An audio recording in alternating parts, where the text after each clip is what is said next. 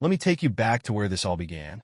Picture this. Me, a regular guy in his mid-30s, juggling a full-time job, a mortgage, and a wife who had somehow turned managing her personal brand into a full-time occupation. Her name's Lisa, and if you ever meet her, she'll let you know she's an influencer. Except if you scroll through her Instagram, the influence doesn't seem to extend much beyond our 3 dogs and a couple of bots from overseas. Then there's my cousin Dylan. Yeah, that Dylan. He just got out of prison after serving a solid 12 years. But don't get the wrong idea. It wasn't for anything, you know. He got caught running some scams selling fake vintage baseball cards online. When I heard about it, I thought, who falls for this stuff?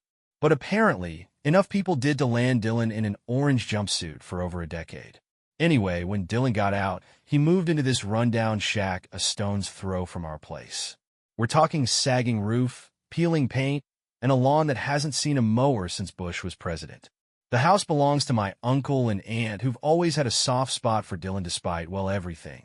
They figured letting him live there would help him get back on his feet. I figured it would just give him a front row seat to my increasingly chaotic marriage. Now Lisa, oh boy, Lisa. Let's just say she wasn't thrilled when Dylan showed up. She's got this thing where she insists we live in a bubble of curated perfection, and Dylan, with his tattoos, gruff voice, and extensive criminal record, didn't exactly fit into her Instagram aesthetic. What's he even doing here? She asked me one night, scrolling through her phone while our dinner got cold. He's family, I said, and he's trying to get his life together. Right, she said, raising an eyebrow. I'm sure he's just a misunderstood genius waiting to rebrand as a tech startup founder or something. I laughed because what else can you do? Dylan wasn't exactly the entrepreneurial type. He'd picked up woodworking in prison and was now selling handmade cutting boards on Etsy. Not the worst hustle, I'll admit, but the guy had a knack for finding the absolute weirdest customers. One woman sent him a 3-page letter asking if he could carve her dog's face into the wood. He actually did it, and she loved it. Anyway, things were normal, or as normal as they get when your cousin fresh out of the clink lives down the road. But then Lisa started acting off. She'd always been a bit of a diva, but this was different. She started wearing makeup to walk the dogs. Her gym trip stretched from an hour to 3, and she was glued to her phone like a teenager who just discovered TikTok.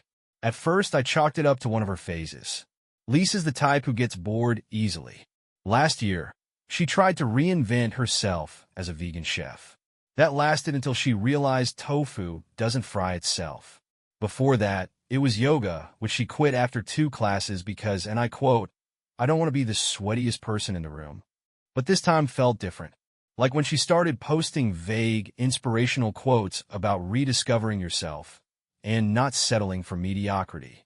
You don't have to be a genius to figure out that when someone starts quoting Maya Angelou, but can't even name one of her books, something's up. And then there was Dylan. Look, I'll be honest. Dylan's always had a certain charm. Not the kind you'd call classy, but he's got this rough, roguish vibe that some women seem to fall for. Lisa always acted like he annoyed her, but the way her voice softened when she asked about his Etsy sales? Yeah, I noticed. One night, I came home from work to find Lisa and Dylan sitting on our back porch, sipping beers.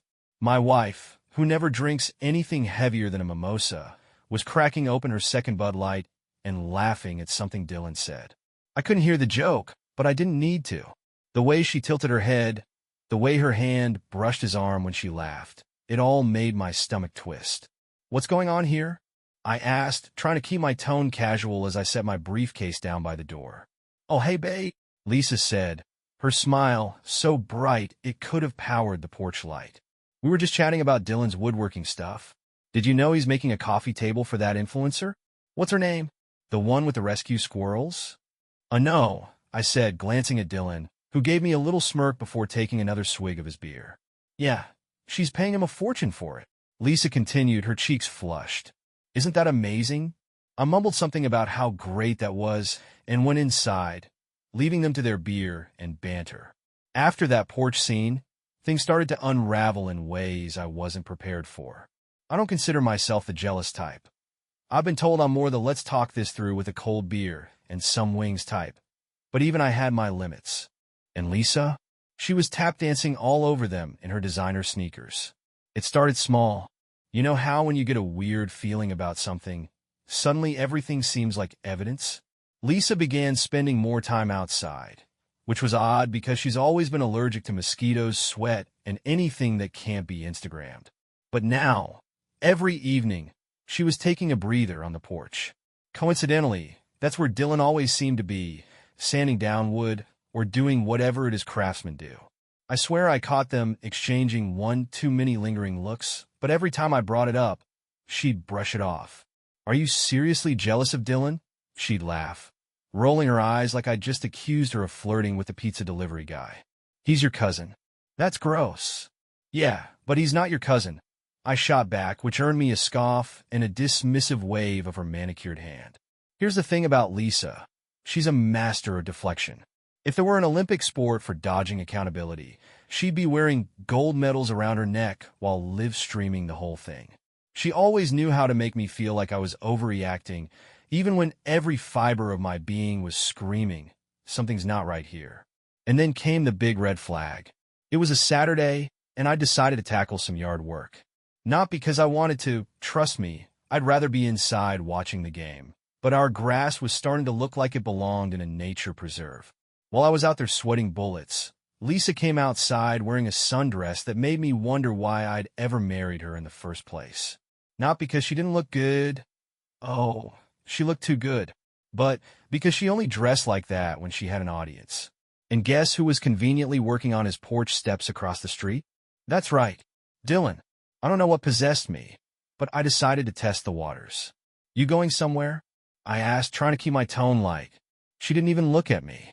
"Just enjoying the sun," she said, spinning around like she was auditioning for a shampoo commercial. "Ah!" I nodded toward Dylan's shack. "You know he's probably not going to carve your initials into a cutting board, right?" That got her attention. She spun around, hands on her hips. "What is wrong with you? He's your cousin, for crying out loud."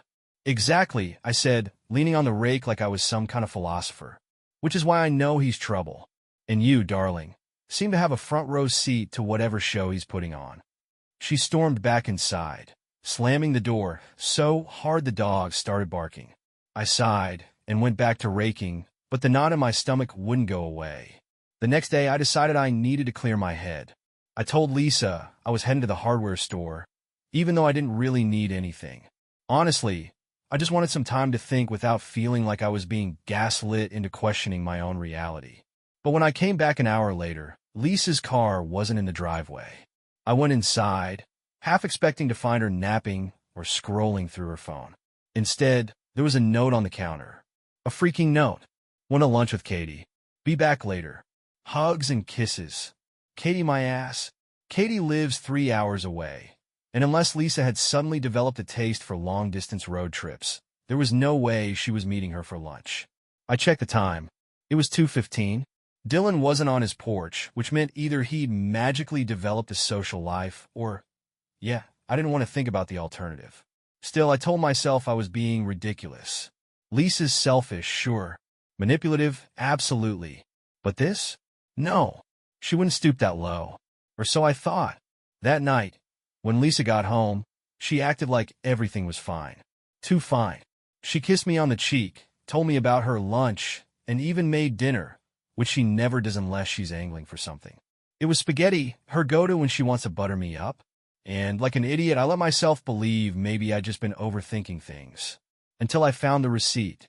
The next morning, I grabbed my work bag and saw it sticking out from the trash can under the sink. It was crumpled but still legible. Lunch for 2 at a steakhouse downtown. Time stamped at 2:47 p.m. And paid for with her card, which is weird because Lisa doesn't pay for anything if she can help it. That's when it hit me like a ton of bricks. She wasn't with Katie. And if she wasn't with Katie, then I shoved the receipt in my pocket and left for work, but my mind was racing the whole day. What was I supposed to do? Confront her? Confront Dylan? Or just keep pretending everything was fine while they made me the punchline of some sick inside joke? That receipt haunted me all day, gnawing at the back of my mind like a rat chewing through drywall. Every time I tried to focus on work, my brain whispered Lisa didn't have lunch with Katie. You know where she was. By the time I clocked out, I was one misplaced email away from losing it. When I got home, Lisa was in the living room, legs curled up on the couch, scrolling through her phone like she didn't have a care in the world. I stood in the doorway for a moment, just watching her. She looked so normal, like the kind of wife you'd see in a catalog for mid-price furniture. But now, every time she smiled, all I could think about was Dylan, sitting across from her at some steakhouse, probably cracking jokes and giving her that sly grin he always pulls when he knows he's gotten away with something. "Hey, babe," she said, glancing up at me. "How was work?" "It was fine," I said, my voice tight. "How was your lunch with Katie?" There was the flicker of hesitation, barely noticeable, but enough to make my pulse quicken. "Oh, it was great," she said, setting her phone down. "We had so much to catch up on. You know how she is, never stops talking." I nodded slowly, crossing the room and sitting in the chair opposite her. "Yeah, Katie does love to talk. Did she say how her kids are doing?" Lisa blinked, then laughed nervously. "Oh, yeah, they're good. Busy with school and sports and stuff." That's when I knew. Katie doesn't have kids. I clenched my jaw, trying to decide if I should call her out right then and there. But something stopped me. Maybe it was fear. Fear of what she'd say. Fear of confirming what I already knew. Or maybe I just wanted more proof. Something I couldn't explain away with my own paranoia. So instead of confronting her, I changed the subject and let her think she'd gotten away with it. But that night, while she was in the shower, I went digging. I don't make a habit of snooping through Lisa's stuff. It feels wrong, like something you'd see on a bad reality show, but desperate times, right? I opened her purse first, rifling through the usual mess of lipsticks, receipts, and random gum wrappers. Nothing there. Then I checked her phone, but of course, she had it locked. Figures. That's when I noticed her laptop on the dining table. She almost never uses it, claims it's too slow, which is rich coming from someone who spends half her life scrolling Instagram. And sure enough, her laptop was wide open on the dining table. Unlike her phone, which she guarded like it held nuclear launch codes, the laptop didn't have a password. Lisa probably thought it wasn't worth securing since she barely used it, only for online shopping or when her phone's battery died. I sat down, feeling a mix of guilt and adrenaline. My heart thumped as I moved the mouse, the screen lighting up like a beacon of bad decisions. At first, I wasn't even sure where to start. I opened her email, scanning for anything suspicious, but it was all just promotional garbage from fashion brands and coupon codes. Then I noticed the app. Her messenger was synced to the laptop.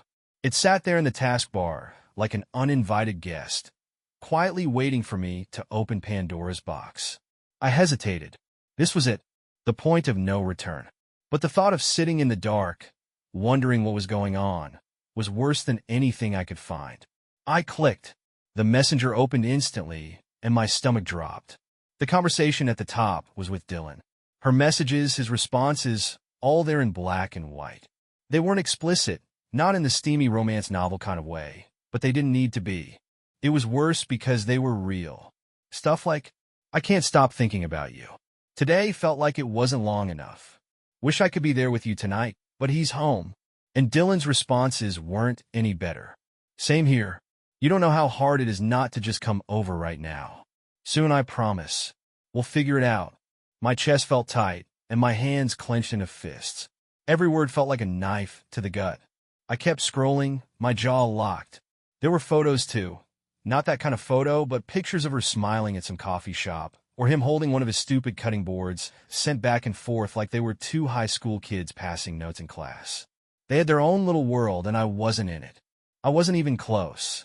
I wasn't husband to her anymore. I was just the obstacle, the guy they had to navigate around to keep their fantasy alive. I wanted to smash the laptop right then and there, to wake her up and shove this betrayal in her face. But I didn't. Not yet. Instead, I took screenshots, saving every message, every picture, every damning detail onto a flash drive I grabbed from my desk drawer.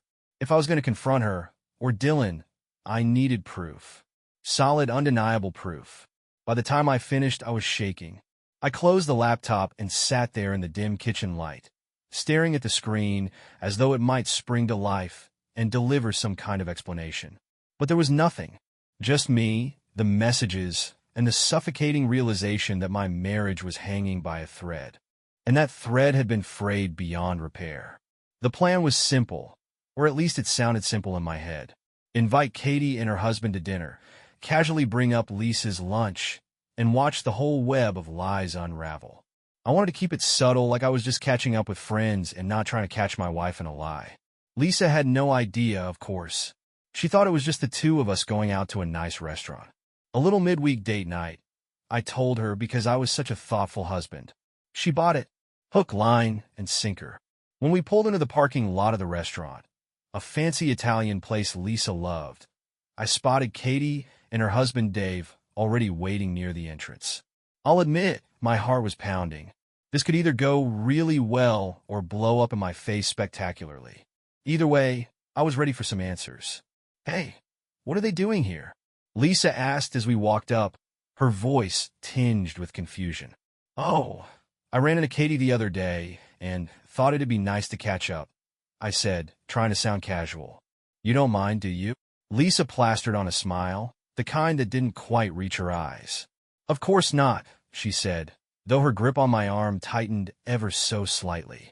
We exchanged pleasantries and headed inside, where the waiter led us to a cozy booth. Lisa was quieter than usual, sipping her wine and letting Katie do most of the talking. Dave, bless his heart, was rambling on about his new obsession with gardening, completely oblivious to the tension simmering at the table. "So, Lisa," Katie said at one point, turning to my wife, "I didn't know you were in town last weekend. Dave and I would have loved to catch up." Lisa froze for a split second, her fork hovering over her plate. But she recovered quickly, flashing one of her practice smiles. "Oh, I wasn't in town long," she said breezily. "Just had lunch and ran a few errands. You know how it is." Katie frowned. "Lunch? I thought you said you were meeting me."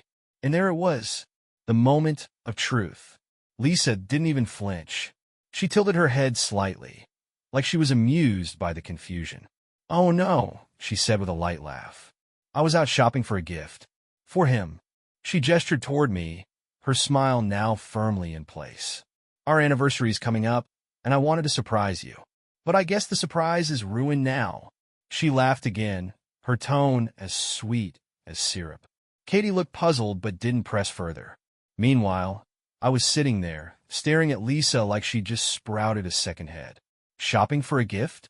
For me? Since when did Lisa put that much effort into anything that didn't involve a ring light or a curated Instagram post? "Ah, that's so thoughtful," Katie said, clearly trying to smooth over the awkwardness. "Yeah," I muttered, forcing a tight smile. "Thoughtful." Dinner carried on after that, but I was barely paying attention. Lisa had managed to squirm out of the trap I'd set, and now I was the one who felt like an idiot. She even had the audacity to act cheerful, chatting with Katie about fashion trends and pretending everything was fine. When we got home later that night, Lisa seemed in an unusually good mood. She kicked off her heels, poured herself another glass of wine, and sat down on the couch, scrolling through her phone like nothing had happened. "Interesting story about that lunch," I said, leaning against the doorway. She glanced up, her eyes narrowing slightly. "What's that supposed to mean?" I shrugged, trying to keep my tone light. "Just seems odd you'd go through all that trouble for a gift when our anniversary isn't for another month." Lisa tilted her head, her expression unreadable. "I wanted to get ahead of it," she said simply. "Is that a crime?" Before I could respond, she got up and walked into the living room, where the centerpiece of her decor had recently been placed, the wooden portrait Dylan had carved of her. "Yeah, you heard that right. My cousin, the guy fresh out of prison, had carved a portrait of Lisa into a slab of wood. It was disturbingly accurate, down to the smirk she gave whenever she thought she was getting away with something. She gushed over it when Dylan brought it over, saying it was the most beautiful thing she'd ever seen. Now, it sat on a shelf like some kind of creepy trophy, staring down at me with Lisa's smug face frozen in wood grain. She glanced at the portrait and then at me, as if daring me to say something. "Dylan's so talented, isn't he?" she said, running her fingers along the edge of the shelf. "Yeah," I said, my voice flat. "A real artist." She smirked and walked off to the bedroom, leaving me standing there with the wooden Lisa staring me down like she knew something I didn't. My attempt to expose her lies had failed, and now I was left with more questions than answers, and a growing suspicion that this was only the beginning of the mess I'd stepped into. It started with a message. One stupid, careless message that set the whole thing on fire.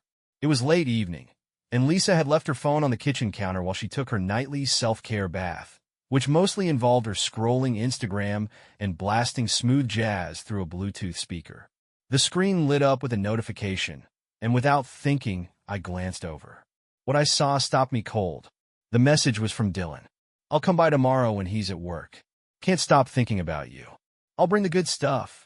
My stomach churned, and my hands clenched into fists. The good stuff? What the hell was the good stuff? Was this a joke? Some kind of sick prank? But no, deep down I knew exactly what it was. Everything I'd been suspecting, everything I'd been dreading, was right there in black and white. And now I had the proof. I stood there for a long time, staring at the screen, debating whether to confront her then and there or let it play out. In the end, I decided on the latter. I wanted to catch them in the act. No more lies, no more manipulations. I needed to see it with my own eyes. The next morning, I pretended everything was normal. I kissed Lisa goodbye, grabbed my briefcase, and drove off like I was heading to work. But instead of going to the office, I parked on a neighboring street where I could see our house, but wouldn't be seen myself. Then I waited. It didn't take long. About half an hour later, he got out, holding a small duffel bag that I could only assume held whatever the good stuff was. My blood boiled as I watched him stroll up to the front door like he owned the place. I waited 20 minutes, long enough for them to think I was far away at work, and then I made my move. I stormed across the street, heart pounding, adrenaline surging through my veins. I threw the door open and froze. What I saw, I'll never forget. They were in the kitchen, on the kitchen table. The same table where I'd eaten my cereal that morning, oblivious to the fact that it was about to become ground zero for this betrayal. Lisa was there, half-dressed, her face a mixture of shock and guilt. But Dylan took the cake. The man was completely naked except for a latex mask covering his face, looking like some unholy cross between a bank robber and a carnival performer. And the good stuff? Oh, it was there all right. Decals of wooden intimate toys were scattered across the table, grotesque little carvings that made me want to throw up. Apparently, Dylan's craftsmanship extended into areas I never wanted to know about. What the actual hell is this? I roared, my voice echoing through the house. Lisa scrambled to cover herself with a dish towel, which was laughably inadequate, while Dylan just stood there, his hands on his hips like he was posing for a bizarre art exhibit. "Hey man," he said, his voice muffled by the mask.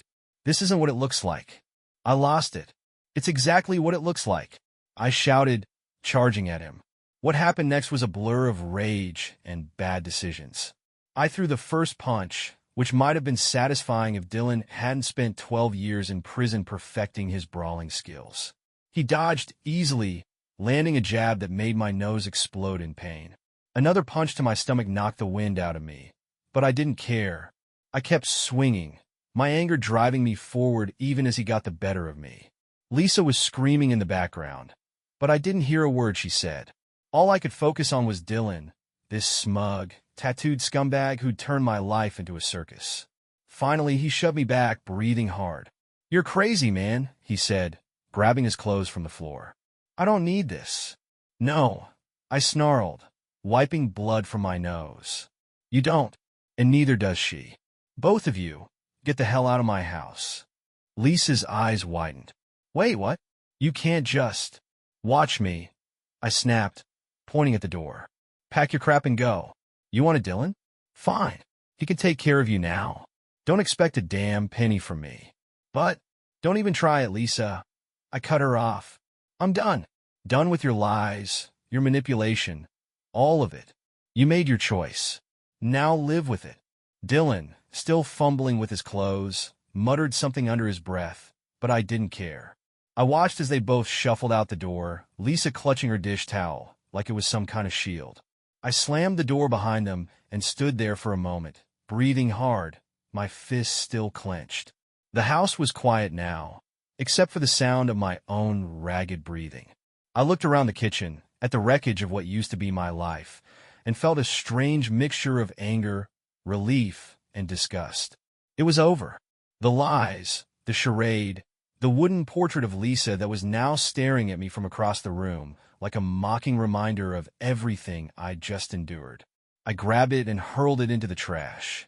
The morning after the debacle, I woke up sore and angry. My nose was swollen from Dylan's punch, and my kitchen felt like a crime scene. Every surface tainted by memories I'd rather forget.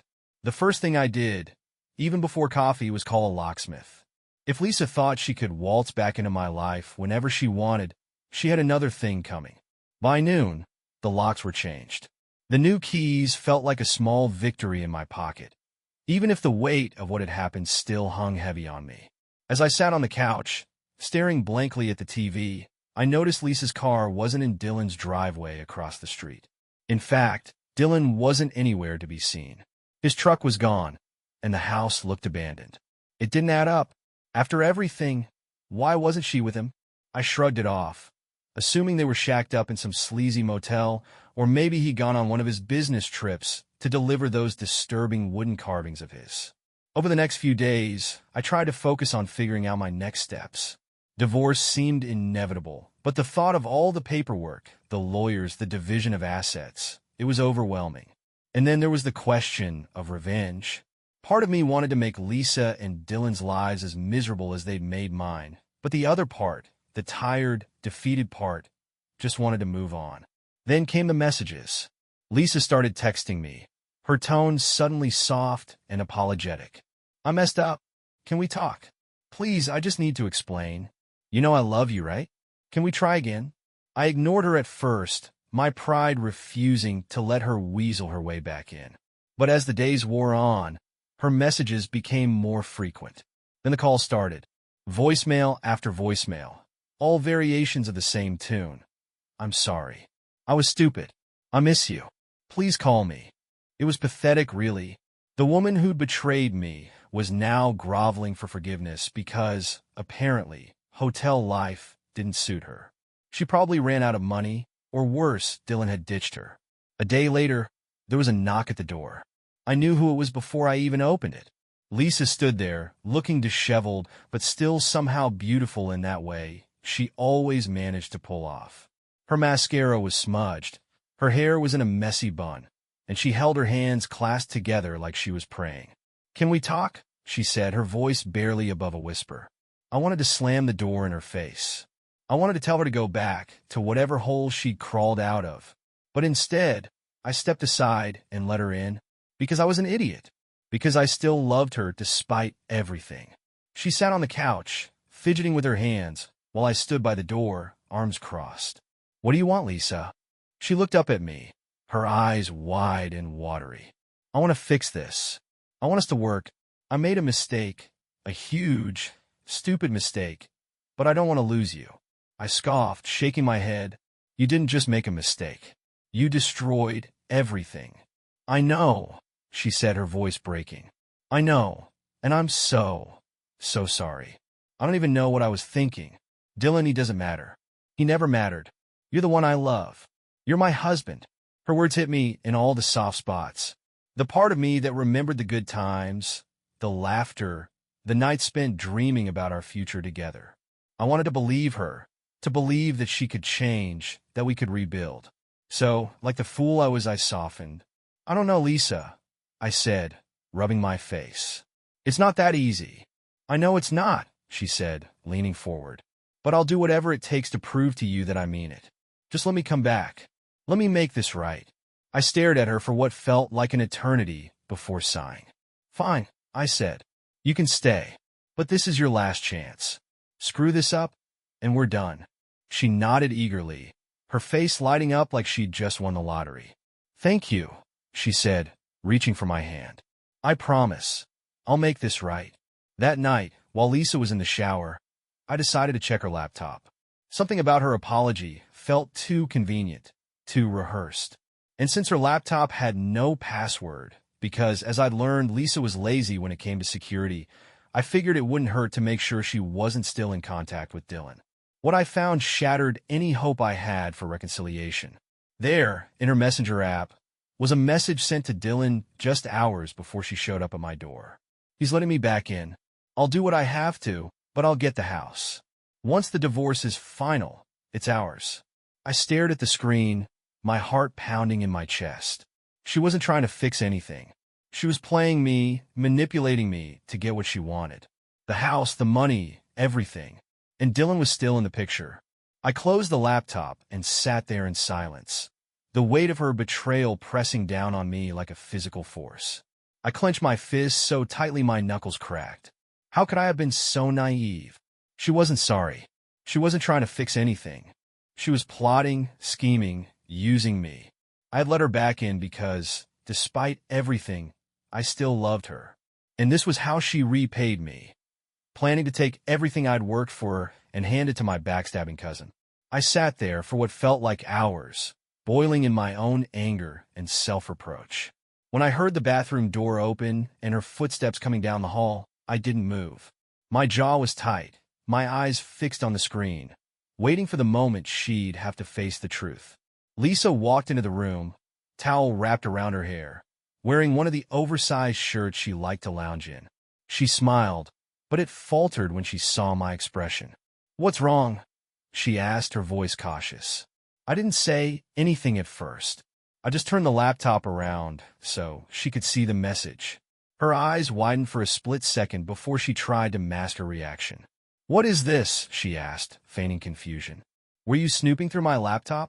I stood up, my hands trembling. Not from fear, but from rage. "Don't play dumb, Lisa. You know exactly what this is. You lied to me. Again. You're not here to fix anything. You're here to take my house. Our house. And for what? So you and Dylan can play house together like some twisted fairy tale?" Her expression hardened, and she crossed her arms. "Maybe if you hadn't been such a boring, predictable husband, we wouldn't be here. Did you ever think of that? You never appreciated me. Dylan does." I laughed bitterly. "Appreciated you?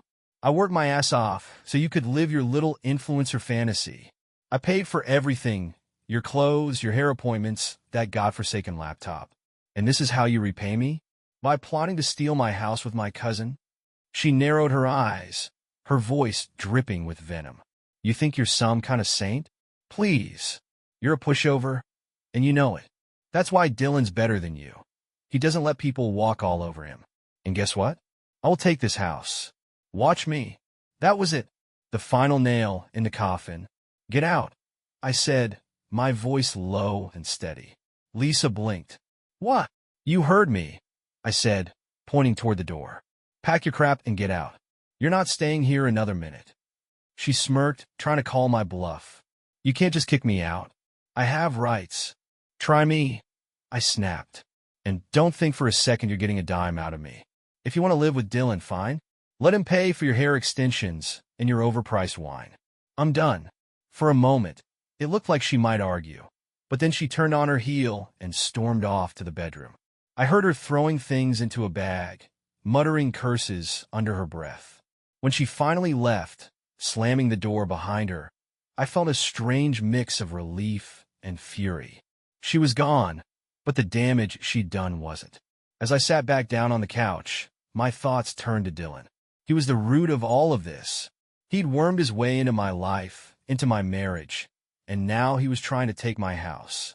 The house I'd worked my ass off to afford. And he thought he could just waltz in and take it? Not on my watch. I leaned back, rubbing my temples, and started thinking about my options. I wanted revenge. Not just on Lisa, but on Dylan too. He deserved to pay for everything he'd done. And then it hit me. I had friends. Friends who didn't ask too many questions. Friends who could help me send Dylan right back to where he came from. One friend in particular came to mind, Mike. Mike and I went way back. And while we drifted apart over the years, I knew he was still involved in some less-than-legal activities. If anyone could help me, it was him. The plan was simple in theory. Mike and his guys could plant something, maybe illegal substances or paraphernalia, somewhere in Dylan's house. Something incriminating. Then, I'd make an anonymous call to the police, report some suspicious activity, and let the cops handle the rest. Dylan was fresh out of prison, and even the smallest infraction would send him straight back. I knew it was risky. If it backfired, it could land me in hot water. But at that moment, I didn't care. Dylan had stolen my wife, my dignity, and almost my home. He deserved to pay, and I was going to make sure he did. As I picked up my phone to text Mike, A dark sense of satisfaction settled over me. Lisa and Dylan thought they'd won. They thought they could play me and get away with it. But they were about to learn the hard way that I wasn't as much of a pushover as they thought. The next morning, I woke up with a clear purpose. I wasn't going to let him or Lisa walk away with my house, my dignity, or anything else. I pulled out my phone and called Mike. It had been years since we'd last talked. He'd always been the guy you called when you needed something handled off the books. He answered on the second ring, his voice gruff but familiar. "Mike, it's me," I said, skipping the pleasantries. "I need a favor." "Been a while, man," Mike said, his tone cautious. "What's going on?" I hesitated for a second, then spilled everything. Not the messy details about Lisa, Dylan, and the wooden nightmare of my life, but enough to make it clear. I needed Dylan gone, and I needed it to stick. Mike let out a low whistle. "Sounds like your cousin's a real piece of work. You sure you want to go down this road? Once we start, there's no backing out." "I'm sure," I said, my voice steady. "I want him out of my life. And if that means back to prison, so be it." Mike was quiet for a moment. Then he said, "All right, I'll help you out. But you better be ready for the fallout if this goes sideways." We hashed out the details over the next hour. Mike and his guys would plant a stash of illegal substances. Nothing too major, just enough to get Dylan in trouble, somewhere in his house. Then, I'd make the anonymous call to the police, claiming suspicious activity at his address. It was a simple plan, but simple didn't mean risk-free. I spent the rest of the day watching Dylan's house from my living room window. His truck had reappeared, but I hadn't seen Lisa anywhere. Maybe she was at a hotel. Maybe she was hiding out in some coffee shop, scheming her next move. It didn't matter. What mattered was that Dylan was home, and he was about to have a very bad day. Mike's crew moved fast. By that evening, they'd already been to Dylan's place and done the deed. They'd stashed the substances in a spot so obvious even a rookie cop would find it. All I had to do now was make the call. I waited until the sun set, my nerves building with each passing minute. This was it. The point of no return. I picked up my phone, dialed the non-emergency police line, and disguised my voice as best I could. "Yes, hi," I said, trying to sound calm but concerned. "I live near Dylan's address, and I've noticed some, suspicious activity there. Lots of people coming and going at odd hours. I'm worried it might be drug-related." The dispatcher thanked me for the tip, promised they'd send someone to check it out, and hung up. I sat back on the couch, my heart racing. Now all I had to do was wait. About an hour later, I saw the flashing blue and red lights outside Dylan's house. 2 squad cars pulled up, and a handful of officers got out. I watched from the shadows of my living room, my hands gripping the edge of the curtain as they knocked on his door. It took a minute, but Dylan answered, looking groggy and confused. They must have said something about a tip because I saw him shake his head and step aside to let them in. A few minutes later, they came out with him in handcuffs. The sight was satisfying, but it didn't bring the joy I thought it would. It was more like a weight lifting off my chest, a sense of justice, or maybe just relief. Dylan's arrest gave me a sense of grim satisfaction, but it was only part of the equation. Lisa still lingered in the back of my mind, a manipulative storm I hadn't yet weathered. She wasn't just going to disappear quietly, especially not after the way she'd threatened to take my house. Sure enough, the next morning, I woke to a series of texts from her. "What the hell did you do to Dylan? I know this was you. You're going to regret this. You can't get rid of me that easily." I stared at my phone, a mixture of anger and disbelief washing over me. She wasn't even pretending to play nice anymore. The mask was off, and all that was left was pure venom. I didn't respond. I didn't need to. I had already started preparing for the next phase. Over the next few days, I threw myself into protecting what was mine. I contacted a lawyer and started gathering every piece of evidence I could against Lisa. The messages I'd found on her laptop, screenshots of her texts, even the photos of Dylan's creepy wooden carvings. I wanted it all in a neat, damning package. If she wanted to fight over the house, she was going to lose. Meanwhile, Lisa kept trying to get under my skin. She showed up at the house a few times, banging on the door and shouting for me to let her in. I ignored her every time. Eventually, she stopped trying, but I knew it wasn't over. She was just biding her time, waiting for her next move. Then, about a week after Dylan's arrest, I got a call from one of my friends who worked at a local bar. "You'll never guess who just walked in," he said, his voice dripping with amusement. "Lisa." I guessed. "Yep, and she's with some guy who's definitely not Dylan." "Great," I muttered. "What's she doing now? Setting up her next victim?" "She's been at the bar for a while, talking loud about how her idiot ex is going to regret crossing her. Sounds like she's still mad about Dylan." I sighed, pinching the bridge of my nose. Lisa was like a bad rash that just wouldn't go away, but her loud mouth might have been her undoing. The more people she blabbed to, the more ammunition I'd have if she tried to take me to court. The next day, I decided to confront her once and for all. I needed to draw a line in the sand to let her know that I wasn't going to roll over and let her win. I found her at her friend's house, the same one she always ran to when things got tough. She was outside on the porch, smoking a cigarette and scrolling on her phone when I pulled up. She looked up, startled, as I got out of the car. "What are you doing here?" she asked, narrowing her eyes. "We need to talk," I said, keeping my voice calm but firm. She rolled her eyes. "Oh, now you want to talk? After you got Dylan arrested?" "I didn't get Dylan arrested," I said, crossing my arms. "Dylan got himself arrested. Just like you're going to ruin yourself if you keep this up." She stood up, crossing her arms in a mirror of my stance. "What's that supposed to mean?" "It means I know what you're planning, Lisa," I said. "I know about the messages you sent to Dylan, about how you were going to sue me for the house. But here's the thing, you're not going to win. I've got everything I need to prove what you've been up to, and no judge is going to side with you." Her face twisted into a sneer. "You think you're so smart, don't you? You think you've got it all figured out. But you don't know me. You don't know what I'm capable of." "No, Lisa," I said, taking a step closer. "You don't know me. You've spent our whole marriage underestimating me, thinking you could walk all over me. But not anymore. You're done here. If you try to come after me, you'll lose. So go ahead. Try me." For a moment, she just stared at me, her mouth opening and closing like she was trying to find the right words to throw back at me. But nothing came. Finally, she let out a frustrated sigh, flicked her cigarette onto the driveway, and stormed back into the house. As I drove home, I felt a weight lift off my shoulders.